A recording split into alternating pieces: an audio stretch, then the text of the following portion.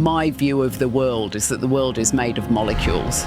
So we absolutely must understand how molecules interact with each other, how something like the temperature of the world changes the molecules, how if we fold them in different ways, they may interact with a receptor in your body and make you very sick and kill you, or they might make you better if it's the right molecule in the right shape. So interactions between molecules are very important to understand.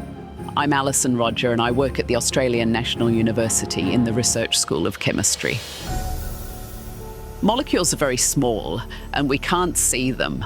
So what I do is develop new spectroscopic techniques to understand how molecules interact with each other, with a particular emphasis on biopharmaceutical products, proteins, nucleic acids, and how they interact in cells in order to do all the wonderful chemistry in your body. So with spectroscopy, I measure what happens when I shine light of different frequencies on the molecules.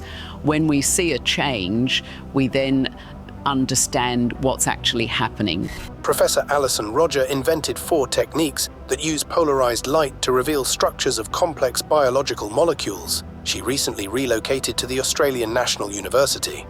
I was really very attracted to come and be in a school full of chemists. Work out the conditions on this one, then just use them exactly the same on the other. I really love solving problems, but the other thing that gets me out of the bed in the morning is being able to work to support students, postdoctoral researchers and colleagues to achieve things they wouldn't otherwise achieve. Coming to the ANU and to be in chemistry is a great footprint for me to do that.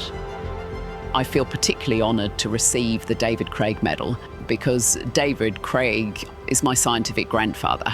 He was the supervisor of my PhD supervisor, and the very first research grant I got, I used all of it to buy the book that David Craig had just published with a colleague. I met David when I was a PhD student, but I've lived with his textbook for my whole career. It's lovely actually for me. It's really, really special.